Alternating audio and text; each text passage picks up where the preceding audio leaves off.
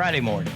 Busted Pencils, fully leaded education talk. Educated educators talking education, free throws, hurdles, all of those things. Friday night lights. Yeah, that's what we were doing on Fridays.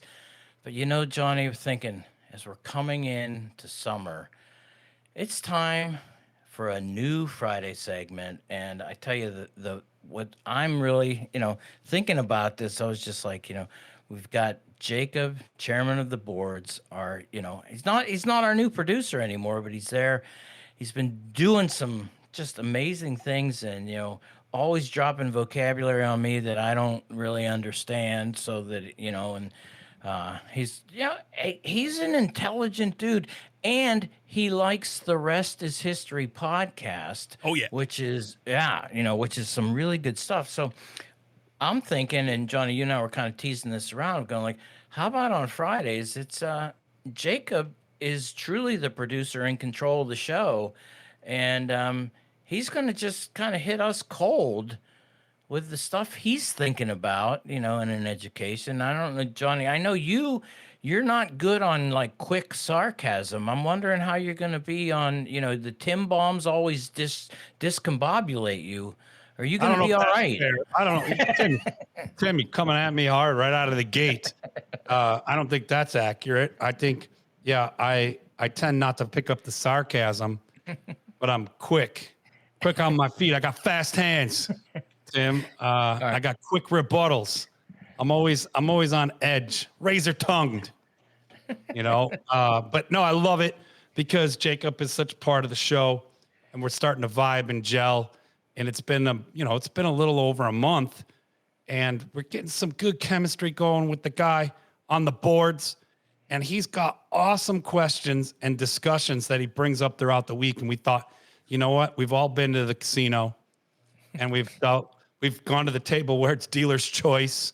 We've all had that, and not to be confused with Sophie's choice, but Friday's segment's going to be Jacob's choice. Stuff that kind of pops out to him from the week, or, are part of our side conversations that he's like, hold on, I'm going to ask these guys more about that. Let's talk a little bit more about these other exciting things that popped up that maybe we didn't, elaborate on. And so we kick it to Jacob, especially in the summer when so many of our essential curriculars that we hit on these segments are also in the off season. So lots of cool stuff happening in summer, but this is a fun break. And Jacob, man, here we are, premiering Jacob's Choice here on our Friday drop. So, hit us with whatever. Okay, I'm super excited for this, Johnny. I've been thinking about it all week ever since you told me about the idea. And part of that is, this is pretty dumb, but I made a little intro for the segment. Yes, sir. Do you want to hear it? Yeah, we got to hear intro? it. Yes, sir. Yes, we do. Here it is.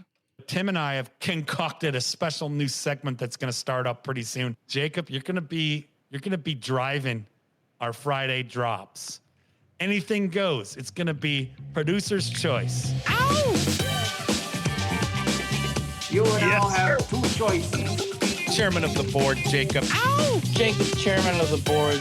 I bet the board is spelled B-O-R-E-D. We choose to go to the moon. Life's full of tough choices. You chose poorly. So I put more work into that, guys, than I have really anything I'm actually supposed to do around here so far in my 3 months working for the company. And I'm very proud of it. I'm very excited.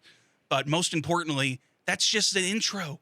Now it's time for the segment, guys. Oh, are you let's ready? Go. I love it. I'm ready. I'm ready, Jacob. Gentlemen, there is no hotter topic in education this week, and really this month, than Donald Trump's decision to cut straight at the heart of Harvard University. Now, how's he doing this, you may ask? Is he expelling Goodwill Hunting from the school?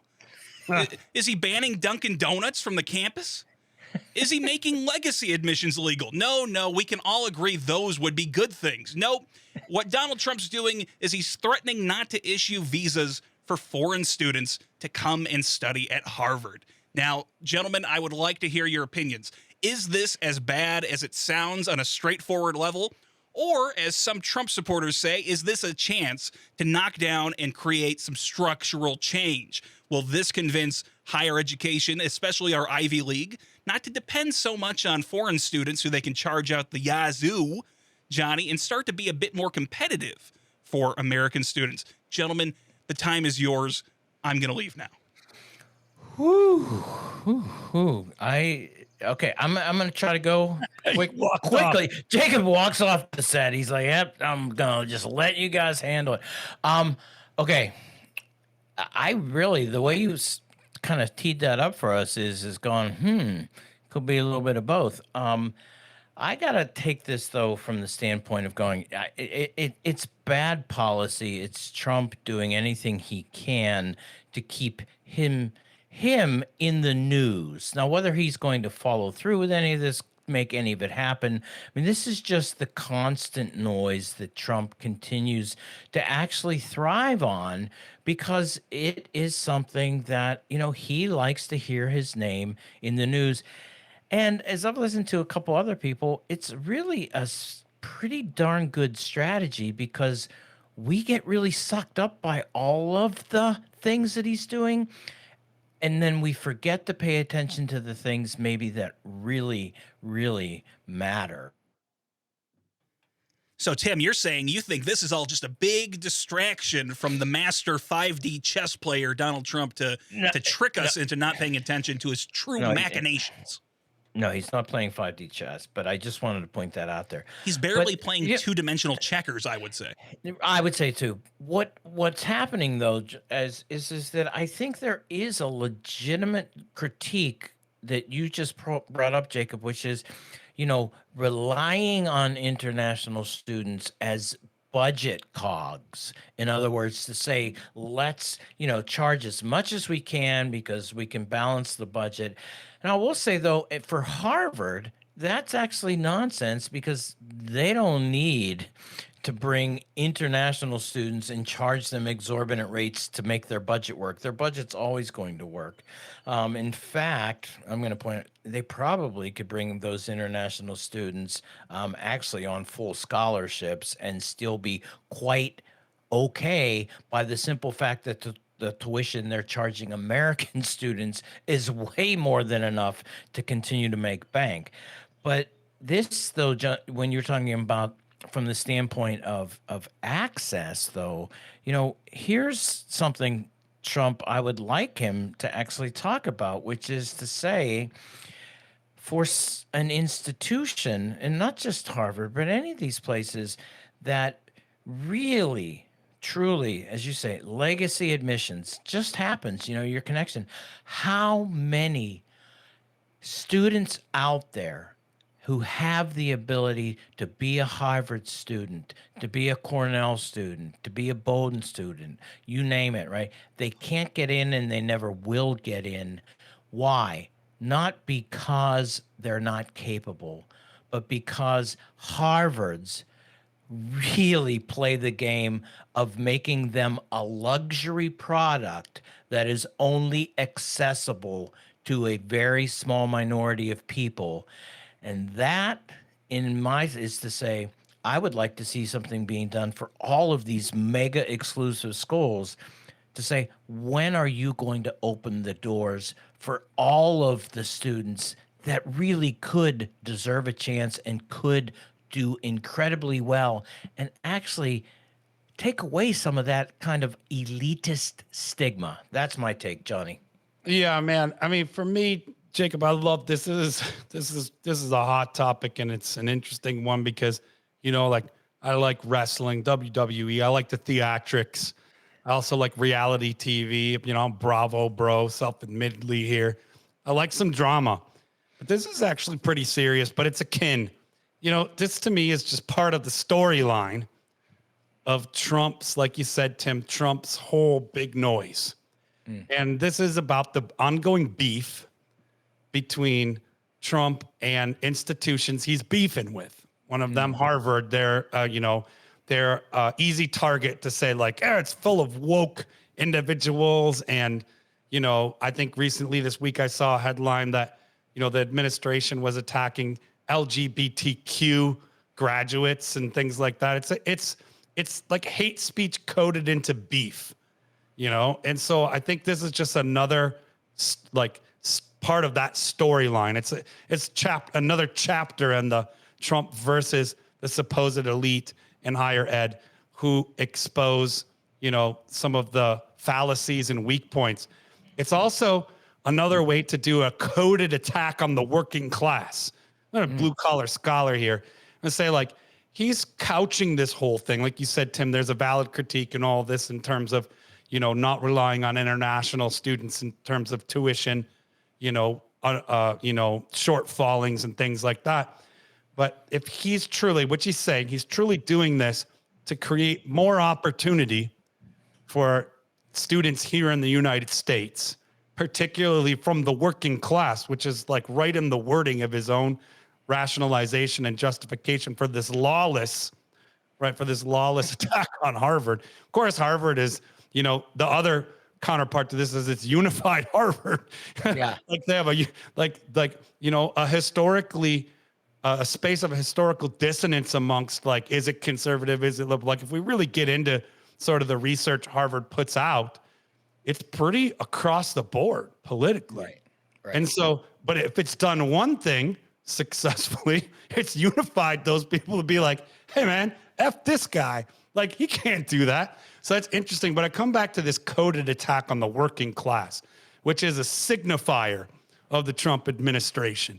It's that, if you really, sir, if you really want to create more opportunity for the working class, how about you convince your fellow Republicans in the House to drop their new budget changes around financial aid for higher education?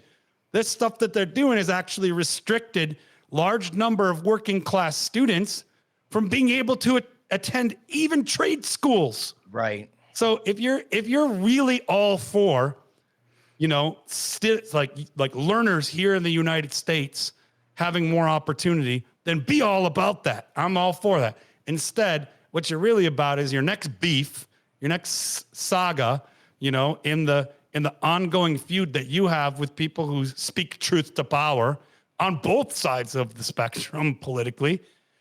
Really, you just are beefing. And this is just one of the punches thrown from your direction, the Trump administration, at higher education, saying, well, we want to create more opportunity for young people in the United States, especially those in the working class. I mean, Harvard already has reduced tuition, I believe, relatively. I want to say free because nothing is free, but significantly reduced tuition for anybody in this country who's qualified to attend Harvard and whose household income is below a certain level. I mean, this constitutes the working class and the working poor in this country. So Harvard is not an institution that has not been accessible to people in the United States. So this is like a coded way. And Tim, why I say that is it's also a strategic punch thrown because yes, it fits into his personal beef. And we know the guy loves his beefs, right? But we know because he likes McDonald's. McDonald's serves beef, like corned beef and yeah, all the beefs. But in general, what this does is it sends, you've said this before, Tim. No, I'll borrow your words. It sends a chilling effect. Yeah. It sends a message out across all these institutions of higher education, like, oh no, this could be us. Good thing it's not us. It's like, hey, he's picked a fight with a particular university strategically. That university is also unified in its response. They pretty much have clapped back and said, good luck with that. That's not going to happen. We will not comply. We'll continue to not comply. And therefore, we have a good old-fashioned, like WWE, a good storyline going here that we can continue to follow. But again, I just want to highlight to me the piece is it's a coded way of it's a dog whistle for saying, hey, I'm going to help you working class. But really, he's not helping anybody in the working class. No. It's also a sign of irrationality because this is lawless. You really can't do this. So it's sort of, I've said this before, I'm going to say it again. It's sort of like any parent out there when you've been caught in a power struggle with a young person, especially a teenager. You're like, guess what? You're grounded this weekend. And they might say, I hate you, or no, I don't care. Like, you know, you don't love me. And then you say, oh yeah, it's 2 weeks. And they say, oh yeah, F you. And you say, oh yeah, you're grounded for 3 years. It's like, they know and you know they're not grounded for 3 years. It's like one of those escalated beefs that just gets to be irrational and ridiculous. But I don't want to downplay it, Tim, because you hit on this several times before, that this stuff has a chilling effect. And this stuff matters. And to me, that's why I wanted to highlight, Jacob. Thanks for teeing that up, because I hadn't really thought much about it in the last couple of days. But, you know, as I revisited and we were talking about it, I'm thinking, you know, I did catch some headlines where he said this is going to create opportunity for the working class. And my blue collar ear went whoop, opened wide up. And I'm like, really? Really? Is this the same way? Like, people were duped into voting for you because grocery bills were high and now they're even higher, right? This is the same kind of thing. You've actually limited access by poking the bear over at Harvard or across the country. And like I come back to, if you really want to help kids, families, learners of all different generations that are part of the working class, then get your cronies in the House to drop their new budget changes. Get back to financial aid for higher education. Let's move towards, if we really want to create opportunity, hey, let's do it. So this is just like a populist movement to really attack higher education and limit the working class even further. Yeah, I was gonna say, and Jacob, I really want your take on how we did, because you get to assess the educators. Oh, You know, for sure. But Johnny, yeah, you know, in what you just said is an example of what I thought. You know, okay, all of this noise with Harvard. Guess what? Massive budget cut to financial aid for students who need it to get into college. We're not looking at that big, beautiful bill. We're instead consumed by this Harvard thing. All right, Jacob, chairman of the board, how do we do? And I know we're getting tight, and I don't know if you're going to try to squeeze a quick one in on us. Overall, guys, really strong first effort. And I admire that. I thought that was really great. We're going to try to do better next time. Do you guys think you can be here with me next week? Join me again? yeah, man, we are here with you. That is great. You're driving the bus and I'm on it, man. Let's go. All right. And so, like I always say about populism, not on this show because I try not to talk too much, but like bars and stuff, I always say about populism, they can identify things that bother people and maybe identify some problems. They just come up with really horrible, ignorant, dumb solutions to those problems. And I want to leave people on a note of positivity here on Busted Pencils. So I was thinking, maybe could you guys give me your 60-second pitch on how we can actually help working class people get a university degree? Johnny, you want to lead us off? Yeah, man, provide more access through financial aid to higher education. Even dare I go there, talk about universal higher education. Let's just provide public education, K through adulthood. Like, hey, you want to get into the trades? Trade school is an option. Like, register here and you qualify, especially if you're a citizen of this country, right? It's part of tax-funded efforts to keep America great. It doesn't need to be made great again. It needs to be kept great with changes. So that's my 60 seconds or less pitch. Let's really support, you know, families and working class kids, and, you know, fund, instead of funding tax cuts for the rich, you know, put some of those dollars towards continued education for great people in our communities. Ooh, Tim, that was good from Johnny. I don't know. You got to do your 60 seconds. It can't top that, can it? I don't know if I can top that, because I'm going to do the old, Johnny said what I wanted to say. You know, Next time you get to go first, Tim. No, but I mean, yeah, access, right? Okay, access. But then, and people, I talk about this, you know, access, but access with resources, the resources that allow the access then to be meaningful. And I love what you said, Johnny, to any type of higher education, trade school, community college. We see community colleges now really stepping up. But yeah, you know what? Higher education, it's a right. It should not be a privilege. And so I would point that out and say, what can we do? We can really create a movement of people talking about going, the right to education is what we have by being Americans. And yeah, that is what continues or could really make America great. So, Jacob, with that, I would say now is time for your moment of Zen.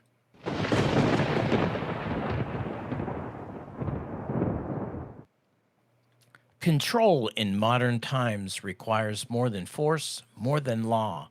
It requires that a population whose lives are filled with cause for rebellion be taught that all is right just as it is.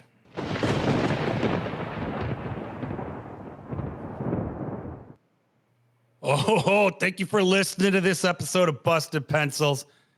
Jacob's producer's choice. Remember to grab great podcasts full with more Busted Pencils content on Apple Podcasts, Spotify, and of course on the Civic Media website or at bustedpencils.com. Hey, don't you dare be late for homeroom on Monday, and be sure to grab next week's class in session on Wednesday. And if you don't already know, then I'm going to tell you, and you're going to love it. You can catch Busted Pencils broadcast 3 p.m. Central Time every Saturday across all the Civic Media Network stations for 1 hour of your favorite blue-collar scholars, Tim and Johnny, and keep busting pencils.